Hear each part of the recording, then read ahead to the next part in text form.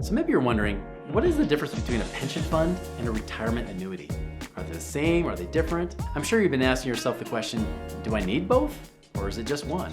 Or is it better to just pick one? Well, want to know more because I gotcha. In this video, I'm going to give you the basics so you can learn how to have retirement income for life, right? And who doesn't want that? We want it forever. Okay, so first, let's talk about the pension fund. What is it? Now, if you're like most people, this is something that will probably never happen in your lifetime, unless you're like 60 plus years old right now. Pension fund, what it usually is that you work for a company for X number of years, usually a long term. This has especially been more popular in the past where people did work for 40 years for the same company. If you're a millennial, Generation Z, that's not really hardly the case ever. Like, you're not looking to stay with the company forever. In fact, that might almost seem like the suckiest life ever, trying to be at the same place.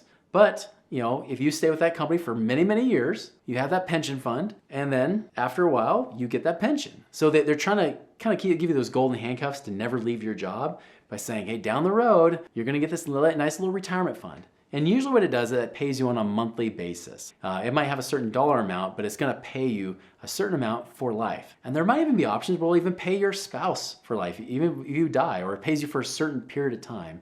They always define it differently. However, if you live in this day and age, unless you work for the government, and even those are going away, pensions are almost non-existent. So that's where we come to the second thing, which is retirement annuities. What are those? These things are more self-directed. These are things that you create yourself. It's usually done through an insurance company, but it might have retirement type alternatives where you can invest in things like the stock market. There's a lot of different options there. You can invest in the stock market. Some of them are set to an index. Some of them only pay you a certain return for X number of years. There's a lot of different options, but essentially it's really similar to having a retirement account. Sometimes it can be an IRA, sometimes it's not. The difference though with an annuity versus just having an IRA or a 401k is that because it is tied to an insurance company, much like the pension, it can actually pay you over a period of time or even over your lifetime. So as I described before, it might pay you out for 10 years solid, right? And then after 10 years, it's done, that's it. It might go for 20 years. It might go for X amount of time. It might just pay you. It might also pay your spouse. So if it's a 10-year annuity and you die at year 5, it might keep paying out for another 5 years to your heir, whether it be your spouse or if you hate your spouse, your kids, right? Depending on who you prefer, it pays out to them. And that kind of is how it works. It's all contractual. Sometimes they have guarantees, sometimes they don't. They can also be very expensive. The more bells and whistles they tend to have, they say, hey, if there's market fluctuations, there's what they call high water marks, which just means if it gets up to a certain amount and then it tanks, they'll let you do what's called annuitizing, which means that you lock it, you no longer can access it, they're gonna start paying out from that point, and it'll just pay out a certain income based on that amount that it hit at that high point. So they can be good. The complaint though with these is that they really don't pay a lot. And some people don't like the fact that it might stop when you die. They might want it to say, if I got X amount of dollars, $1 million in this thing, I want it to pay and then keep paying even to my family beyond me. So what's the alternative? Because pensions are really kind of out. Retirement annuities can be good, but they're kind of boring and they really don't pay a lot. So what's the alternative? That's where you can start looking at things like with passive income. Most of our clients, when they look at annuities now, even though they were an option, they kind of laugh at them. Because annuities, if you're lucky, you might make 5 or 6% a year if you're lucky. But with the alternative space, we can make double-digit returns. And we can make that on a good, consistent basis. So just like with having a pension or annuity where you want that regular, stable income coming in, you can have the same thing doing your own investments, investing it however you want. It could be in an IRA, or it doesn't have to be in an IRA. You can invest in a way that actually kicks out a good rate of return for you. I would say in most of our clients' cases, although it's never guaranteed, 10+% is pretty typical. What's great is that sometimes they even have better taxation. So not only do you get that income coming in, but you're not paying as much in taxes as you would otherwise. So for example, if someone was trying to get $50,000 a year coming on the retirement annuity, but they have to pay taxes on that, they might be left with maybe $40,000 a year or less to live on. The alternative side, right? You might be getting that $50,000 a year, but you might be paying little to no taxes on it, so you get to keep more of it. And the truth is, you're gonna make probably at least double what you would make on an annuity anyways, and control it. And so if you wanna take it out, you can take it out. One thing with annuities is that they can be very rigid. Depending on their terms, you might not wanna take them out. And if you try to take them out too early, if you try to cancel an annuity, oh, forget about it, right? They got some surrender fees on there they start penalizing you with. And if you take it out before you're 59 and a half, if it's like an IRA, a qualified plan as they call it, then you got 10% penalty. So I've had some clients trying to tap in their annuities, not only have to worry about taxes, but then have a 10% penalty and maybe a 5 to 10% surrender fee.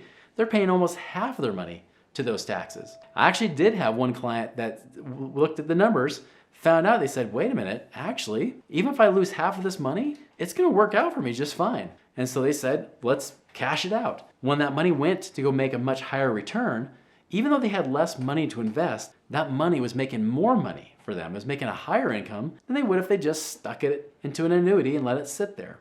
And so he was able to grow and make more money, and they were doing much better. So I have another client from the state of Washington. Shout out to those of the Pacific Northwest where I grew up. This client, he was working for a big airline company at that point. I won't say who, but you guys probably already know if it's the Northwest. Worked for a big company for years. And they even said, hey, we got a pension fund for you, because he was one of the few people that actually got one. Now the pension fund was okay, but they also had a retirement account too. But they gave him an option. They said, listen, you can keep the retirement fund here with a financial company that's going to take it and charge you a bunch of fees every year and whatnot, or you can cash it out and use it on your own.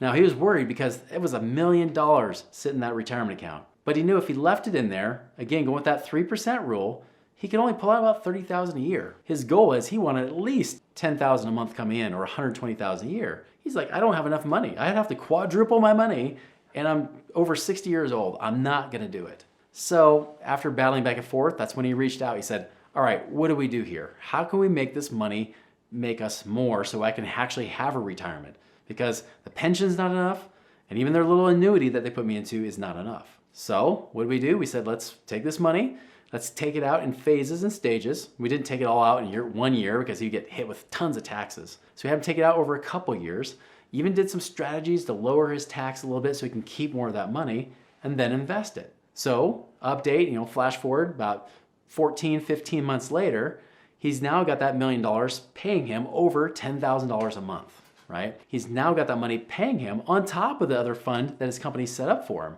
So now he's got 2 different sources of income. And of course, guess what? He's about to hit the retirement age for Social Security. He can get that money out too. So he's starting to get multiple streams of income coming from all these different directions. But the key was he didn't just leave it with that financial company. He didn't just leave it with this good old Fidelity or your Merrill Lynch's, of the world, where you just let it sit there and then you hope that the market doesn't tank, which by the way, it actually did recently.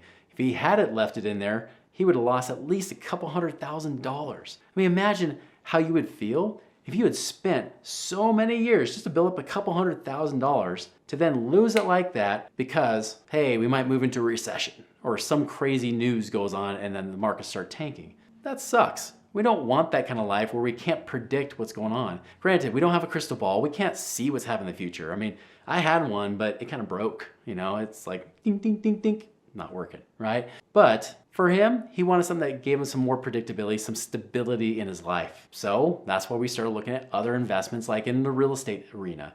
As he started to do stuff there, he bought some real estate properties. He put his money with other types of funds, whether it be apartment buildings, and he did some self-storage units and things like that. And even did some things with oil and gas. And the next thing I know, he's got about $10,000 a month coming in. And now he can rest more easy. He can actually make some options. He can actually go visit and see his children and his grandchildren. He can't say, sorry, like the lady from, in The Incredibles, that I live on a fixed income. It's not like that. That's my old lady impersonation. I know it kind of sucked, but I'm not an old lady yet. I got some years to go before I hit that. But he didn't have to worry about that. He wasn't worried about a fixed income because he was only living on Social Security and some crappy little pension that we don't even get anymore. So that's the thing, is that guys, you can get a pension, but pensions are pretty much out of style. They're not really happening anymore because companies can't afford them. And even when they did have them, they almost went bankrupt. There's annuities. You can take control, which is good. But again, if you only make 5, 6%, that money may not be enough to really have any kind of lifestyle in retirement. That's where the alternatives might be, where you look at things like real estate investing and places where you can actually be safer with it, not gambling like you see some people doing, but actually be safe with this. You can make a lot more money. So I would love to hear, what are you doing? Do you have a pension? Does it still last? Share that in the comments below. And if you like this video, check out how to set up an annuity for retirement to get more details on that.